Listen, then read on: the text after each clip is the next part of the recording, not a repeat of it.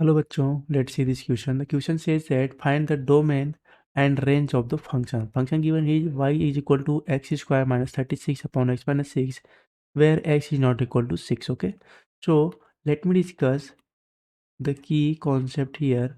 Then we will proceed further for solving of this problem. Okay, तो यहाँ पे देखिए, अगर मैं डोमेन की बात करता हूँ, ठीक है, तो डोमेन हमारे पास क्या है, कुछ इस प्रकार से है कि the set of all values, okay, all possible values, okay, all possible values which qualify, okay, means which satisfy or which fits, which qualify as input to the function, okay, as input to the function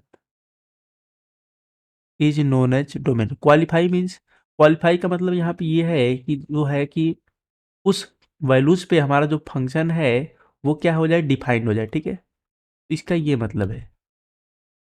तो ये हमारे पास domain की definition हो गई, ठीक है। अब देखिए, मैं यहाँ रेंज की बात करता हूँ। अगर मैं रेंज की बात करूँ तो रेंज हमारे पास क्या होती है, रेंज हमारे पास कुछ इस प्रकार से निकल कर आती है कि जो है हमारा जो फंक्शन है वो किस किस वैल्यूज पे जो है एक वैलिड आउटपुट देगा। तो यहाँ से क्या मैं लिख सकता हूँ, the set of all the output, set of all the outputs of, okay, of function, of a function, okay, is known as range, is known as range। यहाँ पे जो सेट ऑफ आउटपुट्स आते हैं उसको हम उस फंक्शन का range define कर देते हैं, ठीक है। तो देखिए, इस प्रॉब्लम को कैसे सॉल्व करेंगे। हमारे पास जो प्रॉब्लम है वो कुछ इस प्रकार से है, y is equal to x square minus 36 upon x minus 6 है। सबसे पहली चीज़, अगर आपको मान लीजिए दिया हुआ हो f x upon g x, इसके साथ एक कंडीशन आती है, g x should not be equal to zero. क्यों? क्योंकि अगर जी एक्स जीरो हो गया तो ये फंक्शन क्या हो जाएगा, हमारे पास अनडिफाइंड हो जाएगा, ठीक है। इसका मतलब इसमें मैं क्या कंक्लूड कर सकता हूँ, I can say that the x is, that is x minus six should not be equal to zero. तो ये क्या नहीं, जीरो नहीं होना चाहिए। इसका मतलब क्या होगा, x should not be equal to six, और एक्स बाकी कोई भी वैल्यू ले ले, ठीक है। तो यहाँ से हमें क्या मिल रहा है, अगर हम डोमेन की बात करें तो देखिए क्या मिलेगा, x belongs to minus infinite to, okay, minus infinite to ये लिखने की बजाय मैं ऐसे लिख सकता हूँ, x belong to real number except six, okay. ये हमारे पास डोमेन आ गई। अब रेंज कैसे निकालेंगे, देखिए रेंज हमारे पास, मैंने क्या बोला, ऑल पॉसिबल आउटपुट्स। तो यहाँ पे हमारे पास रेंज अगर है, देखिए ये जो है, अगर मैं y को थोड़ा सा जो है क्या करूँ, उसको थोड़ा सा मैं सिंप्लीफाई करने की कोशिश करूँ। आपको पता होगा ए स्क्वायर माइनस बी स्क्वायर क्या होता है, ए प्लस बी इंटू ए माइनस बी, ये होता है।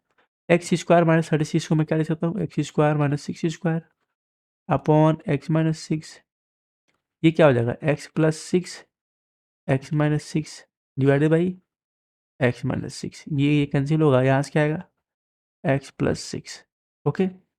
ये हमारे पास फंक्शन मिल गया। मतलब हमारे पास अगर सिंप्लीफाई करने के बाद जो फंक्शन आ रहा है वो क्या आ रहा है, एक्स प्लस सिक्स। इसका मतलब मैं यहाँ से क्या बोल सकता हूँ, इसकी हमें रेंज निकालनी है, ठीक है। तो देखिए, इन्होंने क्या कहा था कि जो है इसकी जो डोमेन आ रही थी इस फंक्शन की, इस फंक्शन की वाई की, ये वाई ही है यहाँ पे। तो वाई की जो डोमेन आई थी वो क्या आई थी, वो हमें आई थी x belongs to real number except six, यही थी। तो इस प्रकार से हमारे पास कुछ थी। तो ये देखिए, अगर यहाँ पे हमें सिक्स नहीं चाहिए तो अगर मैं यहाँ पे सिक्स रखता हूँ तो क्या होगा, इसको कुछ इस प्रकार से मैं लिखता हूँ ताकि आपको और आसानी हो जाए। X belongs to minus infinite to, देखिए क्या होगा, सिक्स यूनियन सिक्स से इनफाइनाइट, ऐसे लिख सकता हूँ। तो देखिए, अगर मैं इसको यहाँ पे एक्स की वैल्यू सिक्स रखता हूँ तो क्या होगा, वाई हमें 12 मिलेगा, ठीक है। तो यहाँ पे अगर हम रेंज लिखें इसकी, तो रेंज हमारे पास क्या आएगी, ये वैल्यू 6 मैंने रखा, आप यहाँ पे अगर माइनस इनफाइनाइट रख रहे हैं y में तो क्या होगा, माइनस इनफाइनाइट आएगा, और 6 रखें तो क्या आएगा, 12 आएगा, यूनियन फिर 6 रखें तो क्या आएगा, 12 और देन इनफाइनाइट।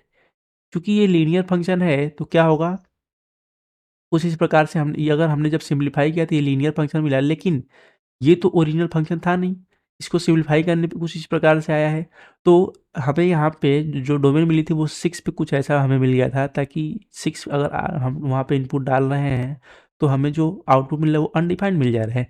इसलिए हमें 6 पे इसे क्या करना पड़ जाएगा, वहाँ पे हमें ओपन करना पड़ जाएगा, यहाँ से जो है ये वैल्यू जो है नहीं आनी चाहिए। तो इसका मतलब हम यहाँ पे 12 के क्या कर रहे हैं, इसलिए ओपन कर दे रहे हैं। तो ये हमारे पास जो है फाइनल रेंज निकल के आ रही है।